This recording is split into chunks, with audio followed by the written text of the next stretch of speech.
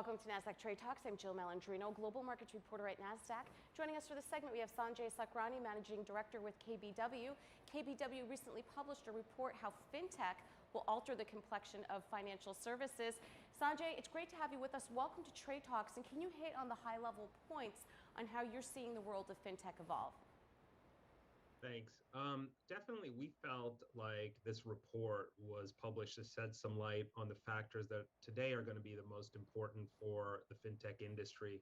KBW has a long heritage in financial services, so we felt like it was appropriate for us to opine. We discussed 8 factors that we thought were most critical to shaping the financial services space as well as fintech.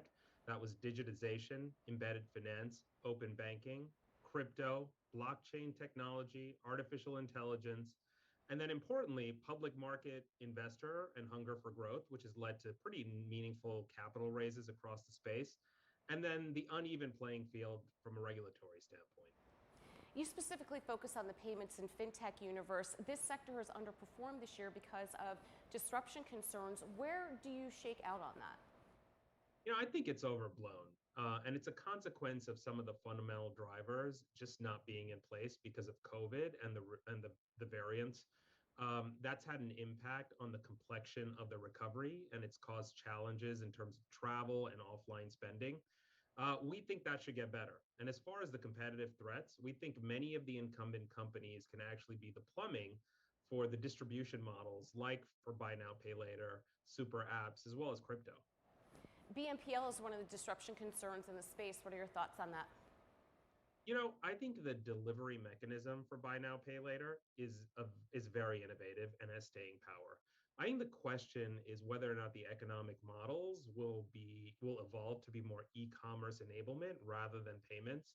And I think we think it's the former, and we think the payments companies that we follow in the incumbent space can actually be the enablement mechanism there. What payments companies are in your coverage, and what are you recommending to investors right now? And of course, what are the risks to your thesis? So as you mentioned, I cover the payment space. So that covers a whole variety of companies, including the payment networks, merchant processors, as well as many of the consumer-driven apps like PayPal and Block, formerly known as Square, and many others. So I think of those names, today we're recommending MasterCard, which is a payment network. We think that the travel recovery is in the offing and the upside could be significant, including inflation. We also feel like the disruptive threats are pretty overdone. As a hedge to that, we also mentioned Block, which is formerly known as Square. We think they're addressing a part of the market that's underserved, and there's a number of ecosystems that they have, including the Cash App, Seller, and soon Buy Now, Pay Later that could be powerful for them as well.